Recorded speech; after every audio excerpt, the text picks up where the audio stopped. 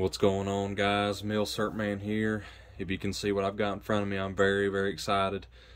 I've got my CMP M1911A1 from the U.S. Army through the Civilian Marksmanship Program, and I received it yesterday. I've done opened up, done checked it out, done drilled over it, and I just want to do a quick unboxing and overview and kind of an explanation on what to expect and how the whole process goes for some of the newcomers, since round 3 is still open as of March 3rd, 2023.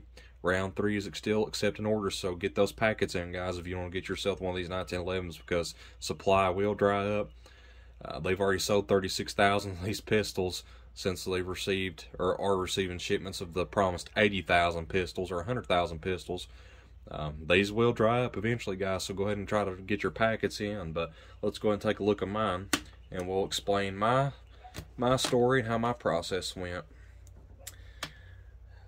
As you can see, I done removed my little tag, but this is let's go ahead and do a safety check. As you can see, locked open, chamber clear. This is a 1945 Remington Rand frame with a mid-war Colt slide. And if you notice, you can look, this is going to be a Rock Island Armory rebuild post World War II, and I'll get into that a little bit later in the video. So why did I pick a rack grade out of the field grade? Because, well, first let me go into, like I said, I was called, I put in my, well, let's backtrack a little bit. The original deadline for these pistols were September, the end of September in 2022. Due to slow orders, they have increased the limit or the date to file in for one of these, so it's still open. Round 3 is still open, and like I said, I put in my order right after the deadline. The original deadline had supposed to be ended, and they extended it due to the hurricane. I put in my order the first week of October. I received my RGN of 36196 October 17th. It took about a couple weeks to receive my RGM, and then 6 months later, March 1st, I received my call to purchase an M1911A1 pistol. Now, when I received the call, I had to shout out to Autumn Hoover. She's the one that called me about this pistol, and I was offered field and rack grade. I opted out for the rack grade, and you all may be wondering, well, why would you pass up a better condition pistol for a shot out, beat up rack? And that's what we're going to talk about, guys. CMP's grading processing on these are all over the place. I've seen field grades that look worse than racks. I've seen racks that look better than field grades. I've seen service grades that look like racks or below racks, and I've seen fields that look like, I mean, it's all over the place. I've seen racks that look like service. There's no differentiation on condition of these pistols, or the grades are everywhere. So honestly, to me, the grade doesn't matter, because there's no set standard to how they're grading these. I think originally in round 1, when they, like they said in the video, when they released it about getting these, they got the best of the best, and I think there was differentiation of grades at the time. Service grade usually indicates as issued pistol. Those pistols are heavily refurbished. They're pretty much good to go right out of Army storage, ready to be issued, as the man explains on the CMP YouTube video about these. Field and rack are pretty close to me, guys, so that's why I opted out to go the cheaper route. Some people say if you pick field or rack, you're more likely to get original finish, untouched pistol, and I've seen some people that have gotten original finishes and untouched pistols. There was a guy had an RGN later than mine, had received his the same day that I did. He got an untouched Ithaca 1911A1 1945 all matching pistol. And some people get those, some people get ones that have replacement slides, and there's nothing wrong with the replacement slides. They still have military provenance. They're great handguns. They make excellent shooters from what I've heard. The slides on those replacement ones, especially ones from Israel, are hardened steel, and they make excellent shooters. But that's just not really what I'm into. I like my pistol to be World War II period. I don't care much for the heavily refurbished Parkerization on some of the guns. I don't care for the Anniston Army Depot markings on the frames. That's marked 1973 or 75. They range from the mid to late 70s to early 80s from what I've seen. on the forums. And if you haven't checked that out, definitely check out CMP 1911 forums. There's a plethora of information on here about these pistols that will tell you a lot more than I could. But I had studied that forum for the past 6 months on what I really wanted, and guys, honestly, the way I picked, I figured honestly, I figured I would try to spend the least amount of money to be disappointed the least. So that's how I chose. That's how I chose. And when I expected the worst of the worst. I seen somebody get a rack grade on one of the forums that had a phosphate gray frame with a black replacement slide, and I just thought it was the ugliest pistol ever. And I was just having horror nightmares in my dreams of opening the box and getting one of those. Or I've seen one that had very heavy amounts of pitting on the slide and frame. But when I opened that, I was very, very pleased with what I got. It's got that very just aged, parked patina, and all the just edges of just this faint wear around the muzzles wore. All the edges throughout the pistol are worn. You got your front strap that's worn. You got your back strap that's worn slightly, safety. And this pistol was definitely carried. And now where in 70 plus years this pistol was in service, I don't know. It could have been, well, like I said in the frame, I think I might not have mentioned that the frame was a 1945 Remington Rand. After this pistol was rebuilt, it could have been in World War II. Most definitely probably was in Korea, Vietnam, and who knows what other American conflict since this pistol was manufactured. Who knows where it's been. Plus, sitting in storage for 20 plus years in Anniston Armory, or Anniston, Alabama, at the depot, which is where most of these pistols have come from. You know, who knows? You don't know where these pistols have been, but like I said, I opted out for the rack grade. The rack grades are 1050, and that's I think a couple years ago they were 850, and they had a massive price increase. People were complaining about that, but guys, you don't realize inflation. These pistols are still worth a lot more than 1050.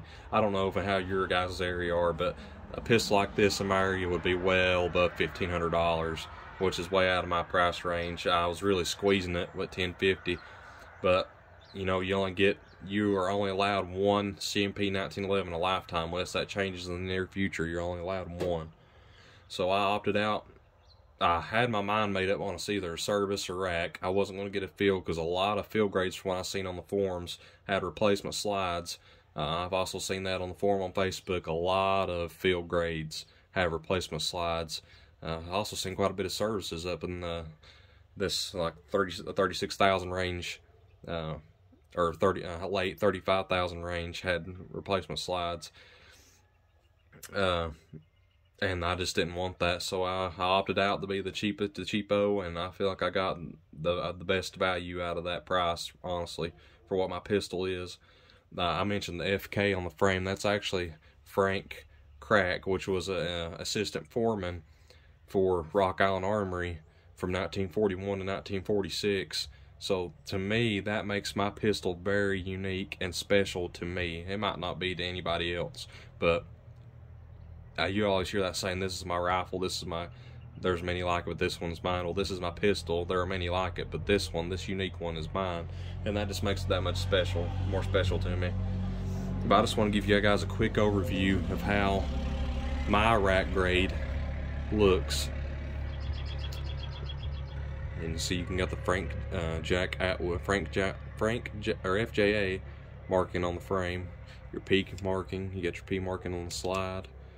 You got a flaming. This is the first pistol I've ever seen with a flaming bomb on the frame. Of course, like I said, I got the Rock Island Armory FK M1911A1 U.S. Army United States property, and that's what gives me the fizz right there. The genuine U.S. military issued pistol. And of course, you get one mag with these. It's just a standard GI contract. You got your cage code there and your assembly number. I've heard mixed reviews about these mags. The mags are actually pretty much garbage. Some people get some that function, some people get some that do not. Your mileage may vary depending on what cage code made yours. I've not even tried this one yet, so I can't tell you, but you get a magazine with it, and looks new. I know when round one come out, they had a bunch of these. They were selling them for like $7 a piece in the paper. But if you get a mag, You get a safety indicator. Let's go ahead and lay this pistol down here. In the box you receive your pistol in. Let's go ahead and scoop this out of the way. Get this pistol in here, don't want to get scratched. But let's remove this foam. Nice big piece of foam. Inside your foam, you get a certificate of authenticity. I don't care if you've seen my name on there. I'm not trying to hide from the government. You get your certificate of authenticity. You get a technical manual on the .45 caliber pistol. You get your invoice, a 2-hour range pass to the CMP Talladega Marksmanship Park, which is very cool. And you get a cable lock, which I won't even pull that out because those are annoying and I throw every one I get away. My pistol had this attached to it as well when I pulled it out of the box. Like I said, rat grade. And slide Colt frame Remington round. So I cut that off, put that in there. And here's my FFL transfer receipt. And let me stick my foam back in here. Really big piece of foam. This is an awesome case, by the way. It's actually, a lot of people don't know when they get these. These cases are rubberized around the rim. They're sealable. They're pressurized. That dial right there, a lot of people don't know that, but you can pressurize these where no elements, or it'll keep elements out of the box, which is really, really cool. And it's I've watched videos before on unboxings, and this box is huge. I mean, you could take this out and you could use it for anything you wanted to. You could put ammo in it. You could put whatever you wanted to in this. It don't just have to be a pistol case. Of course, you know, they just put foam and foam pad and this little cutout sleeve of 1911 and stick it in there. But what's really cool is you could use that box for anything you wanted to. But I'm very, very pleased with my pistol and my process of receiving this pistol. Like I said, I think round 3 is going a lot quicker than any other round. Some guys had to wait 2+ years for theirs. I only had to wait 6 months, which I feel very lucky to be able to have my process go that quick. Round 3 is going really quick, guys. I think the highest RGN that's recorded right now is almost 39,000. So, and I think our orders are going pretty steady, and they've not had any issues with anything. So just go ahead and put your packet in and wait, guys. There's not a really big demand for these right now. Unfortunately, you know, this is hard times, hard economical times. A lot of people are cutting back on buying surplus, some meal serps, and some sort of things. So yeah, keep your eyes out there for deals and go ahead and put in for one of these, because once they're gone, like I said, they're going to be gone, and who knows when we'll ever see these again for sale to the public. The government's really anal on civilians getting handguns from the government, or firearms period on the government, and especially handguns. I remember when these were first announced in 2016, it all made all the anti-gunners go crazy that the government was surplusing off 1911 pistols because they were afraid they were going to get in hands of criminals, which they absolutely do not whatsoever. A criminal is going to get a gun any way he wants to, whether they're banned or not. You can't ban stupid and you can't ban evil. You only ban it from the people, the law-abiding citizens. Law-abiding citizens. The criminal's always going to break the law, no matter what the law says. But I got off topic there. That's a topic for another day. But this is a very nice pistol, guys. I'm very happy with it. Please go ahead and put in there. My best recommendation to you is just go ahead with the rack grade. I wouldn't fool with field unless that's all it's offered to you. If you're only offered field and you're only offered service, you're only offered one grade, just go for it.